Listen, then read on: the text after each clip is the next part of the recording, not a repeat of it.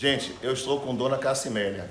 Itaparica tem uma tradição de matriarcas. Ela é talvez a maior matriarca viva hoje em Itaparica. E eu tenho muito orgulho em fazer esse vídeo com ela, porque provavelmente, dentre os historiadores todos do Brasil, Dona Cassimélia, que não é historiadora, é quem talvez saiba mais sobre a história de Itaparica. Então, tudo que vai passar aqui vai ser uma aula que vai servir, por exemplo, para um curso de mestrado, de doutorado, lá na frente, que se alguém quiser fazer. Tenho muito orgulho de entrevistar a Dona Cassimélia. Dona Cassimélia, por favor, qual o nome da senhora completo, que eu sei mais? Cassimélia Pedreira Barbosa da Costa. Isso. Quantos anos, Dona Cassimélia?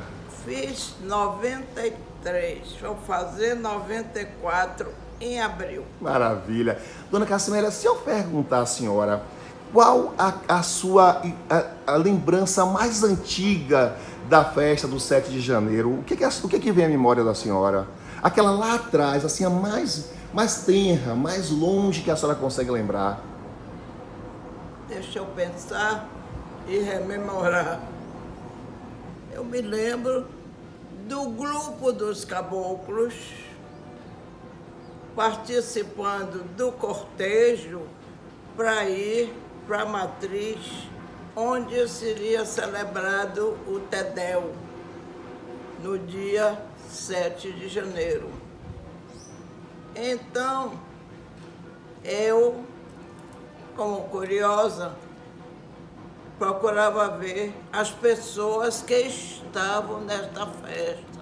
Eu via os políticos, via o prefeito, via alguns vereadores, via famílias antigas, famílias que eu conhecia, e via a matriz repleta, a matriz cheia, todos alegres, todos sorridentes, todos com muito orgulho, fazendo parte daquele Tedéu, daquela oração de agradecimento a Deus por aquela glória de Itaparica, aquela vitória dos itaparicanos no dia 7 de janeiro de 1823. E a senhora tinha quantos anos mais ou menos aí? Eu devia ter uns 12, 13 anos, não saía da igreja, participava de todo o trabalho dos padres, de tudo, e então eu me senti feliz, me senti orgulhosa de ver o povo feliz também, em comemorar, rememorar fatos, contarem coisas, conversarem sobre esta grande vitória dos itaparicanos no dia 7 de janeiro de 1823. Qual foi a importância de Itaparica na Guerra de Independência do Brasil? A importância de Itaparica eu considero com muito orgulho, muito importante, dado como ela se realizou. A presença de quem? Soldados? Não. Armas de fogo? Não.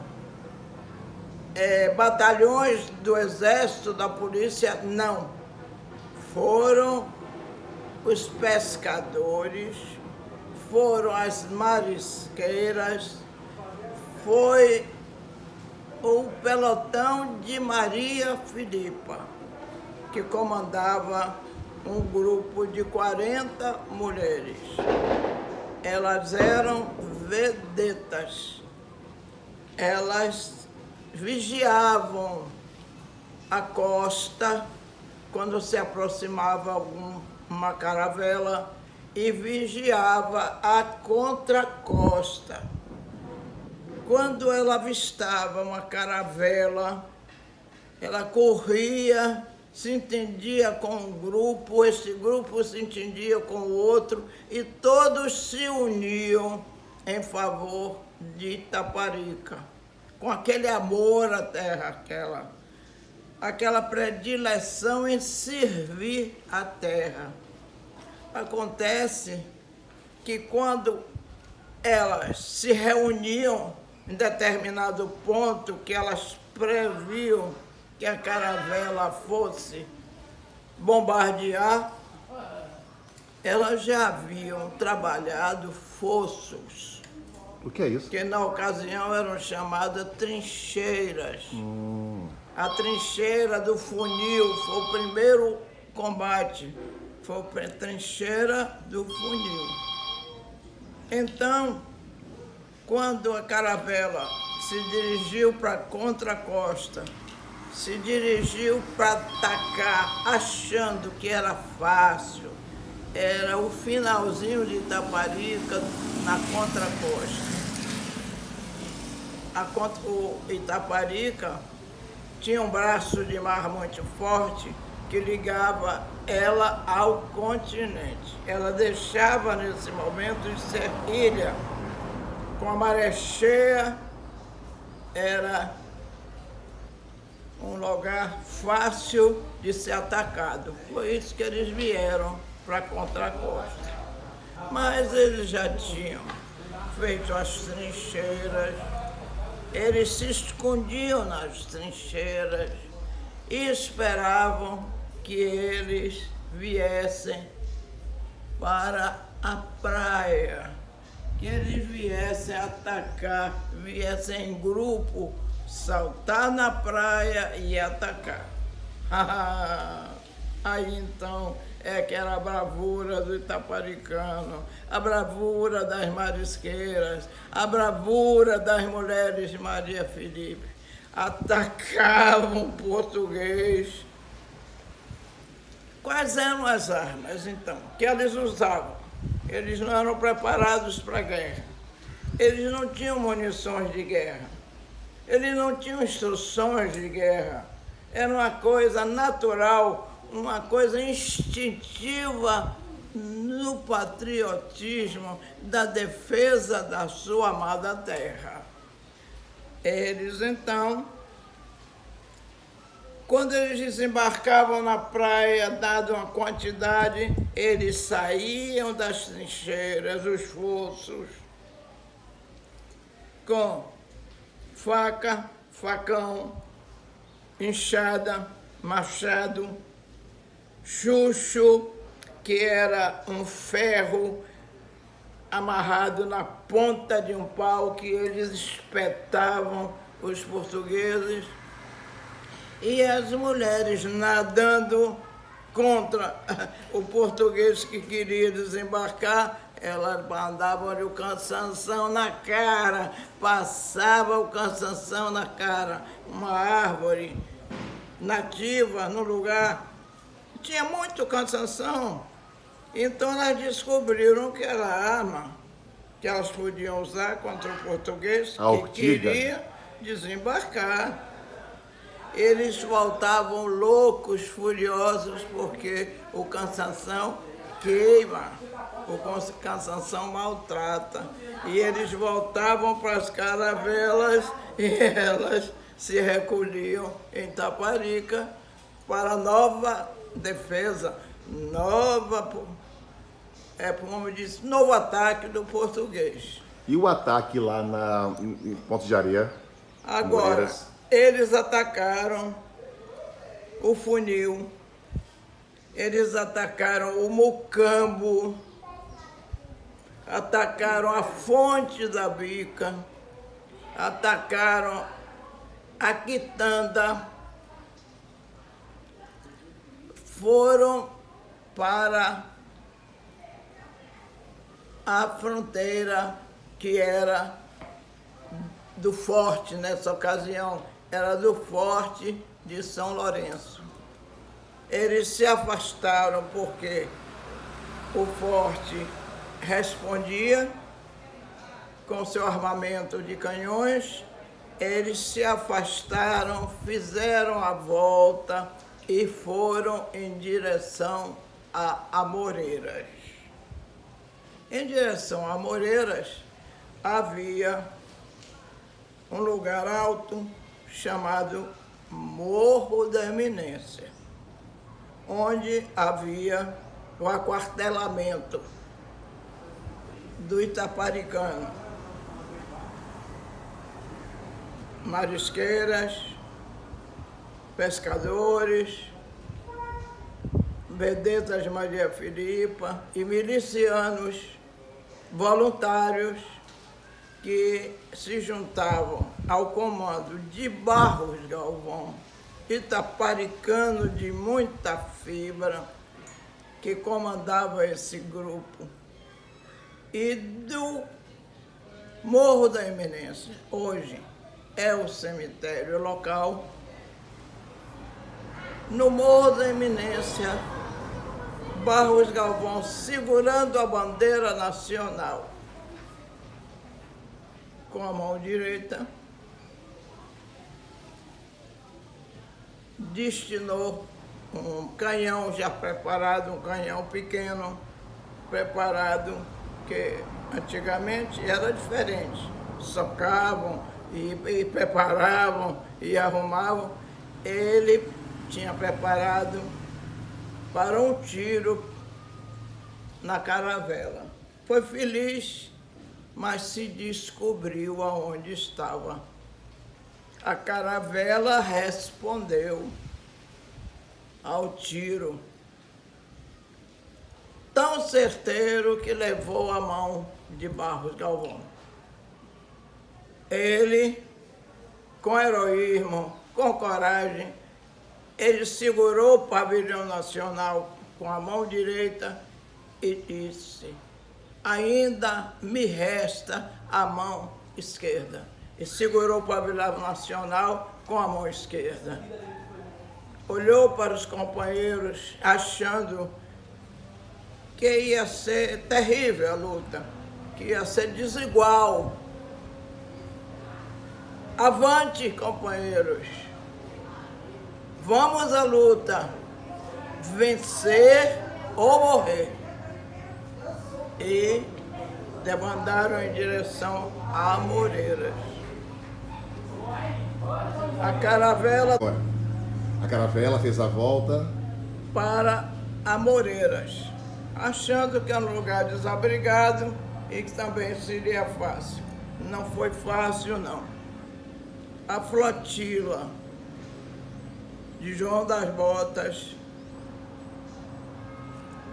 de canhões, canhoneiras improvisadas, de saveiros, de canoas, estavam lá postos com toda espécie de pau, toda espécie de arma, tudo o que pudesse ter para a defesa.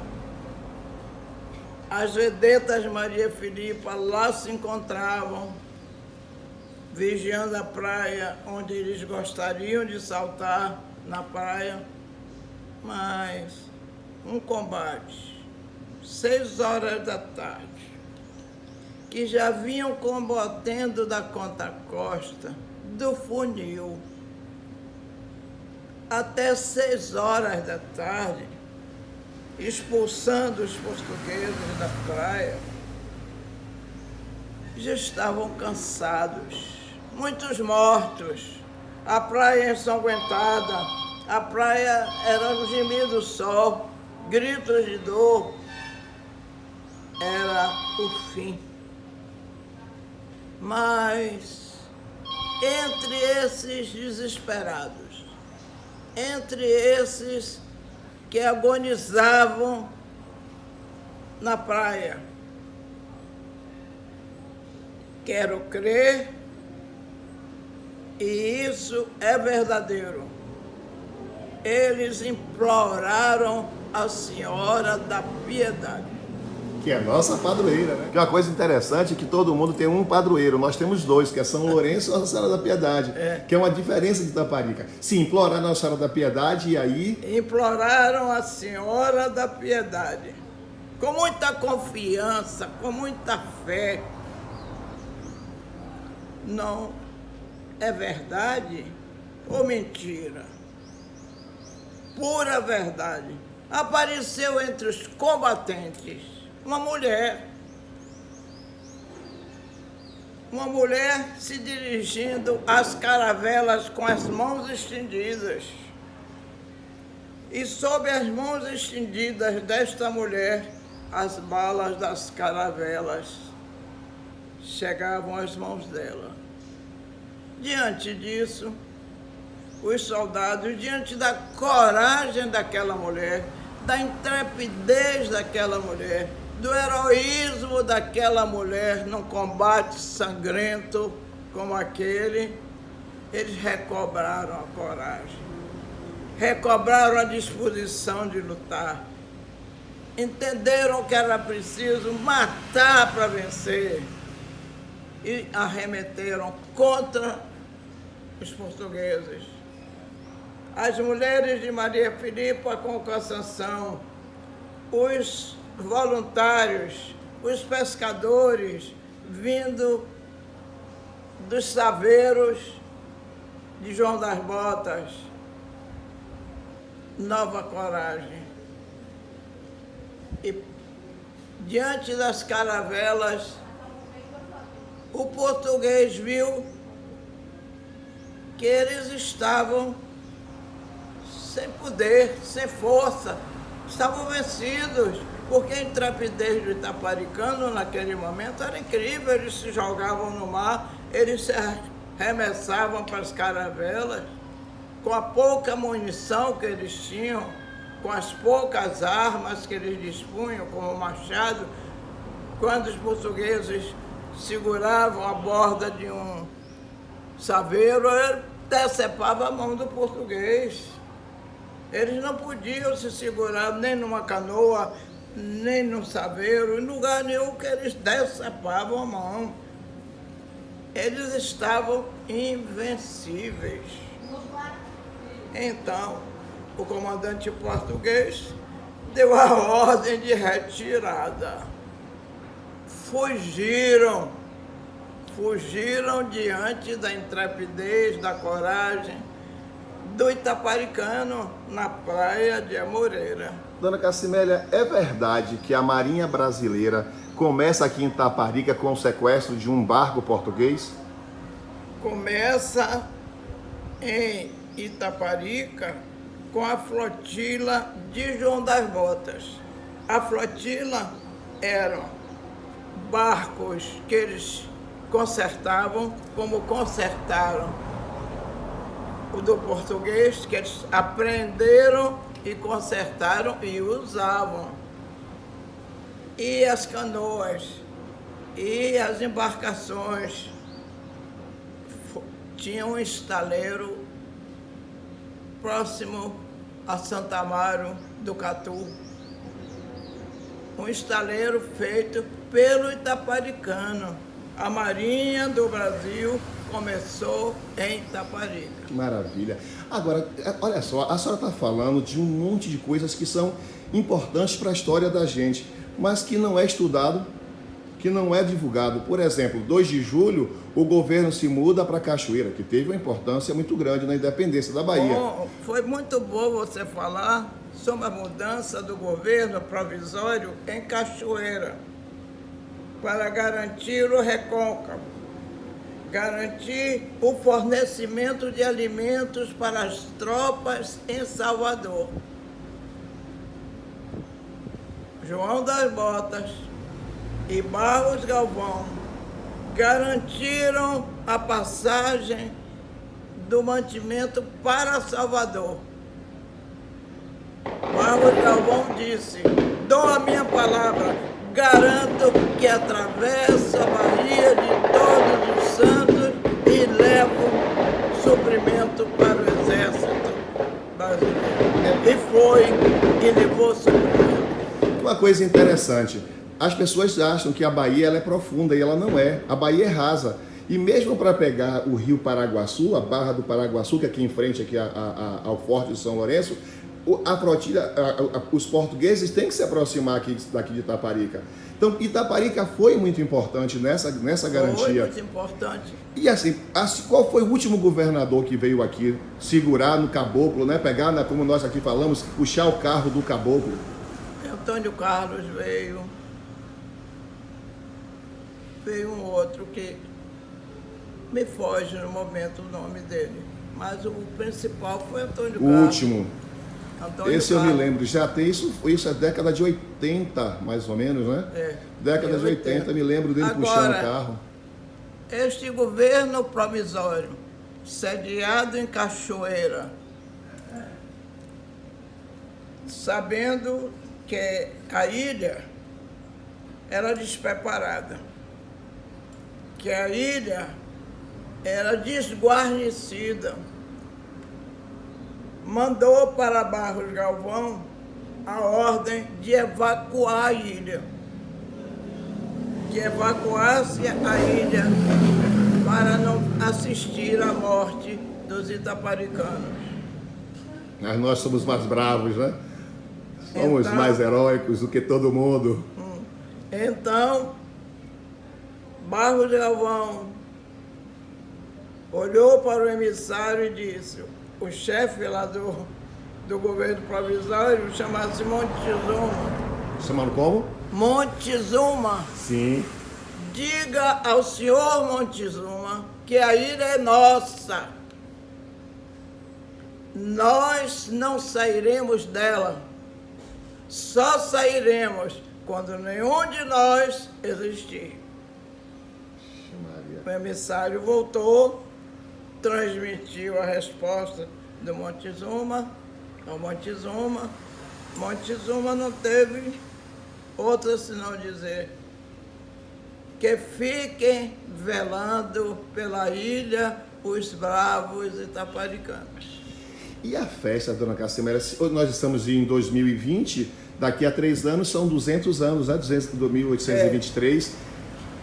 Essa festa ela é comemorada desde o ano seguinte, né? Desde 1924. Não, desde o ano seguinte, porque teve o Tedel, que cada ano se realiza. O Tedel, a missa rezada. Foi realizado logo depois da vitória, foi realizado o Tedel na Igreja Matriz, de agradecimento a Deus pela vitória. O Tedel existe desde o primeiro mês da vitória. E a festa que a gente comemora hoje, né? A festa começa aí. Digamos, Barros Galvão era de Amoreiras. Ele vinha no dia 7 para o Tedel, vinha com amigos, vinha com parentes, vinha com a família para festejar esse dia. Vinha repetir o Tedel, vinha repetir o cortejo, mas ele envelheceu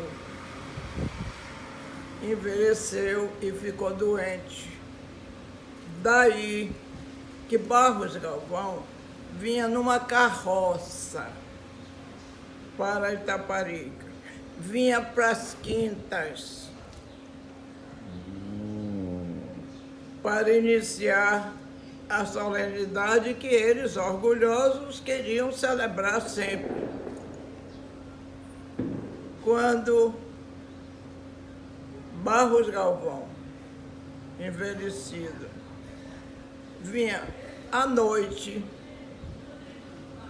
da trincheira de Quintas, que era chamado lá o bairro de Quintas. Hoje Jardim dos Veranistas. E vinha para a Fonte da Bica, outra trincheira. Vinha de uma trincheira para outra. Esse é o significado. É sair de uma trincheira para outra. Para outra. Isso, que coisa bonita. Proclamando em vivas e repetindo o nome dos heróis, chamando o nome dos heróis, em vivas aos heróis, eles repetiam a noite. Agora, o facho, porque era noite, não tinha iluminação, não tinha iluminação pública. Eles então usaram os fachos para dar mais realce a esse cortejo que eles faziam à noite. E o nosso carro, dona Cassimélia, o carro do Caboclo, que na minha opinião é mais bonito do que o de Salvador. O de Cachoeira eu não conheço, mas o de Salvador, o nosso é mais bonito. Olha, o carro substitui a carroça, que vinha Barros Galvão numa carroça. Mas, vamos dizer, o patriotismo, o orgulho do itaparicano de ter uma coisa melhor para rememorar, para lembrar o feito do 7 de janeiro, foi transformando com a civilização, com o modernismo. As coisas foram se transformando e, diante de governos no local, prefeitos, não eram prefeitos, intendentes, não foram intendentes, eram administradores, cada um tinha uma maneira de expressar o seu orgulho, o seu prestígio em estar preparando a festa. E aí tudo foi se transformando, se modificando. Então houve a modificação de carroça para um carro de caboclo. Por quê? Eles buscaram uma coisa que significasse o heroísmo, a raça, a bravura do itaparicano. E a serpente? E o itaparicano foi representado pelo caboclo Tupinambá. O caboclo Tupinambá, com a evolução, trocaram, em vez de ser o caboclo Tupinambá, o senhor da ilha, o Tupinambá veio do Guarani. O Guarani era a tribo chefe, era a tribo mestra do Tupinambá, Tupiniquim, Tamoio, Tapuia, Tupi. As várias tribos vinham do Guarani. Alguém certamente modificou de Tupinambá para Guarani. Ninguém ligou na história, deixou, eu acho, um grande erro. O caboclo é Tupinambá. A serpente é o invasor, conhecido como a serpente devoradora e dominadora, e que é abatido, é vencido pela lança do caboclo, a lança do heroísmo do itaparicano, da raça do itaparicano, que, fazendo um comentário sobre isso, sobre a presença do índio, a meu ver, a presença do índio, a presença do caboclo, só representa a raça guerreira, a coragem, tudo, enfim, que o índio é capaz de vencer. Porque o índio não participou da independência de Itaparica. O Tupinambá vem de 1050, mais ou menos. O Brasil foi descoberto em 1500. Em 1501, eles descobrem Itaparica. Vindo reconhecer a terra descoberta, eles viram aquele pedaço de terra solto no oceano.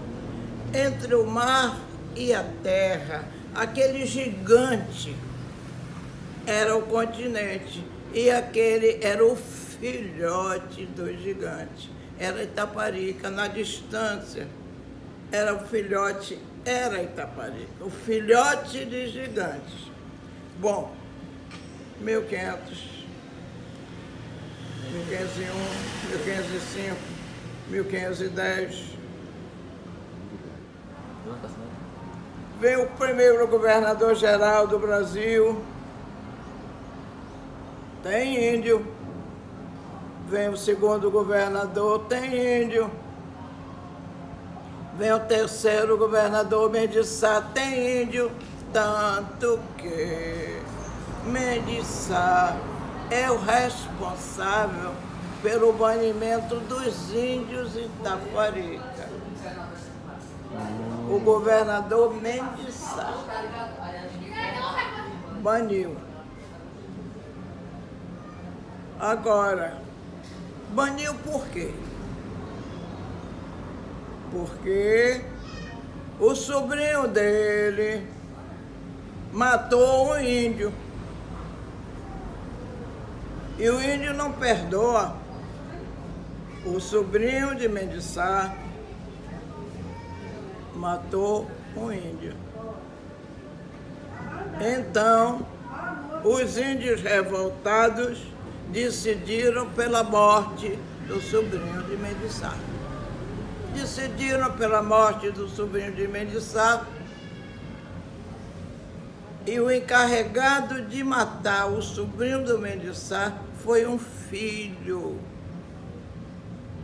do índio, pequeno, de mais ou menos 5 a 10 anos, que foi seguro pelos demais índios para segurar o tacape para degolar o sobrinho do Mendes Sá.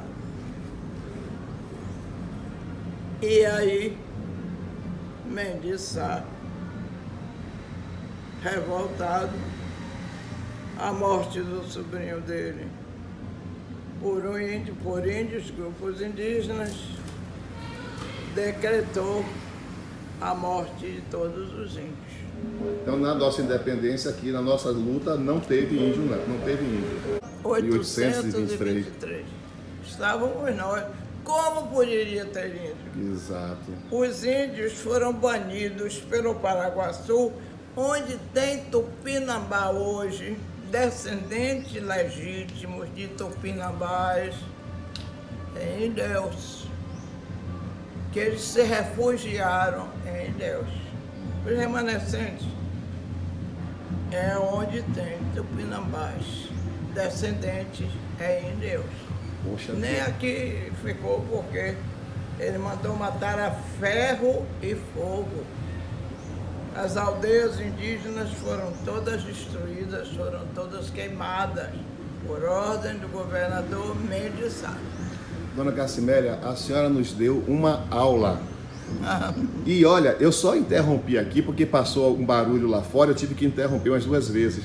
Mas se não fosse isso, a gravação podia ter sido feita de uma vez só, porque o conhecimento, a memória da senhora é algo que tem que ser lembrado. E aí que a internet tem uma importância, porque a gente passa, todos nós passamos, mas o que está lá publicado fica.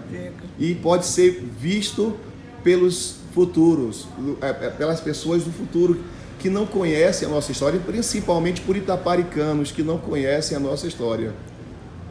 Eu fui na Assembleia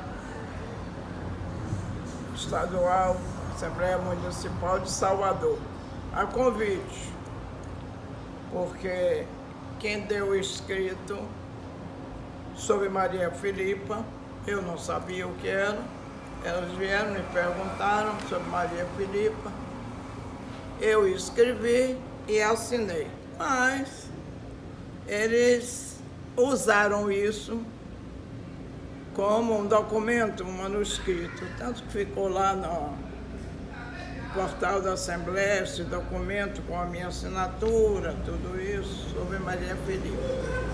E eu fui convidado para uma reunião na Assembleia com o direito de falar, o erro dele foi esse, com o direito de falar sobre Itaparica.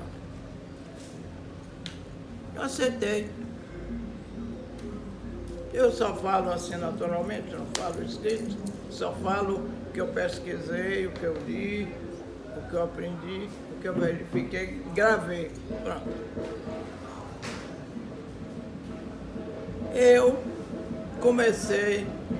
Eu disse, muito importante a independência do Brasil.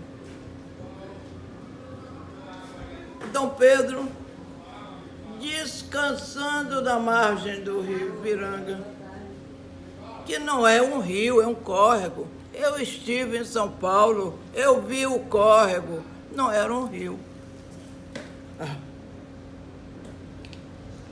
Descansando às margens do rio Ipiranga, recebe uma carta da esposa, onde a esposa lhe conta as últimas ordens de Portugal e que ele dá ordem para voltar para Portugal. Então, Dom Pedro tinha o gênio quente, pavio curto.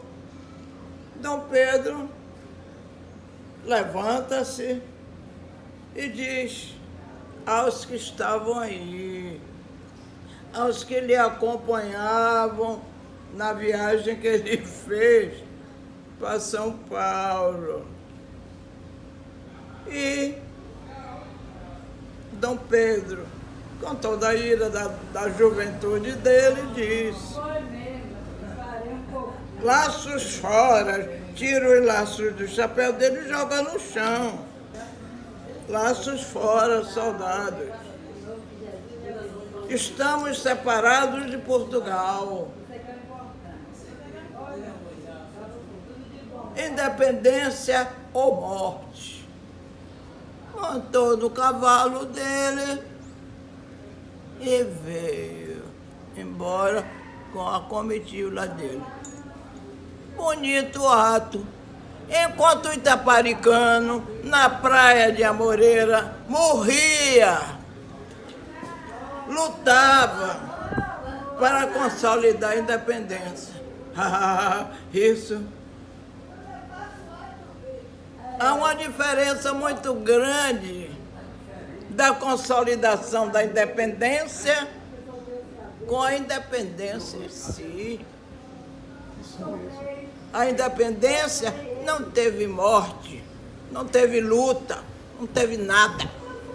E a consolidação na praia de Amoreiras teve a morte de dezenas de itaparicanos. E aí se desagradou, entupiram. Eu disse de público na Assembleia. Dona Cassimélia, para quem não conhece a senhora, que não é itaparicana, não tem essa sorte, que nem Eu todo sou mundo itaparicana. É isso, mas nem todo mundo tem essa sorte de ser itaparicana, né? Quem é Dona Cassimélia? O que a senhora já foi aqui em Itaparica, nesses 92 anos de idade, os cargos que a senhora já ocupou? Porque para mim, eu sei de todos, né? A senhora já foi, talvez tenha sido a mulher mais importante, pelo menos dessa história atual, dos últimos 50, 60 anos. Eu creio que a senhora foi a mulher mais importante aqui do município. Mas, para quem não conhece, quem é Dona Cassimélia? Mas antes, eu queria fazer uma pergunta. Você falou que A senhora falou que o carro do caboclo é tipo a serpente. Fale mais alto para ela, filha. A senhora falou que a serpente do carro do caboclo representava a destruição, mas assim, e da dominação, tem alguma relação com os portugueses? A serpente do carro do caboclo representa o português, não é isso? A serpente representa o português vencido. A serpente. Quer dizer, o português, tendo sido considerado mal, era uma serpente querendo prejudicar o Brasil. Então, considerado serpente, ele foi vencido. O caboclo tem a flecha na cabeça da serpente, mata a serpente. Que representaria o português. Isso. Seria o português. Vencido. Vencido. E Dona Cassimélia? Quem é Dona Cassimélia? Diga aí pro pessoal. O que a senhora já foi aqui? Meu É o equivalente a prefeita, né? Eu representava o prefeito na época da estação hidromineral de Itaparica. em que os prefeitos eram escolhidos pelo governador e o governador escolhia e mandava. Nessa ocasião só podia ser engenheiro. Mandava os engenheiros para Itaparica. Eu me reporto a 1958, quando iniciei com o prefeito Admilson Santos Rodrigues, um jovem de 27 anos, que foi mandado para Itaparica, e o diretor das municipalidades me chamou. Disse: Dona Cassimele, vai um prefeito para Itaparica de 27 anos, um jovem. É um jovem educado, é um jovem com qualidades, bem comportado, que foi indicado por Ladislau Cavalcante, deputado de Alagoinhas. Mas ele não entende nada de município, não sabe para que lado vai o município. Eu gostaria que a senhora aceitasse ele aos seus cuidados e não deixasse ele derrapar. Tá certo? Eu disse: bem, se eu trabalhando ele não interferir, que eu não gosto de ser mandada, não gosto de ser mandada, eu sei as minhas obrigações, sei o que eu devo fazer, tudo bem, eu serei amiga dele e estarei pronta a ajudá-lo. Que ele não vinha comer um tomando, porque assim não estou fora. Bom, veio Edmilson. Foi vítima daquele tentativa de assassinato.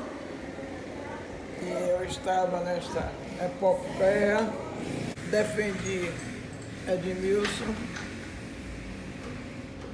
porque o regime político da época, Torinho Dantas, deputado, era quem mandava em Itaparica, através de Taurino Mendonça, que era vereador, e que dominava 3 vereadores, um da Encarnação, um da Conceição e um de Salinas. Porque Salinas era Itaparica, né? Dominava 3 vereadores, com ele 4. E o Torinho Dantas governava Itaparica politicamente, através do Taurino. A situação era crítica politicamente, Edmilson. E daí, em 58, para cá, talvez pela coragem que eu manifestei no momento trágico de assumir Itaparica, Salinas e Veracruz. Que era uma coisa só, que era um município só, que as pessoas às vezes não sabem disso, né? Eu mandava em toda a ilha. Mas mandava com moderação, mandava com cuidado, não me indistingue. Dona Cassimele, eu sei que a senhora tem que ir para o Tedel, está começando já aqui o som na praça, a gente não vai conseguir falar mais, mas eu quero agradecer muito a senhora por essa aula que a senhora deu. Muito obrigado, de coração. Se precisar, fale com antecedência sobre o assunto que você quer. Quero aproveitar aquilo que eu guardei, porque eu vou fazer 94 anos. Logicamente, naturalmente, eu vou perder tudo isso que está aqui. E na internet não se perde nada. Muito obrigado, dona Cassimele. Muito obrigado pela aula. Tá certo.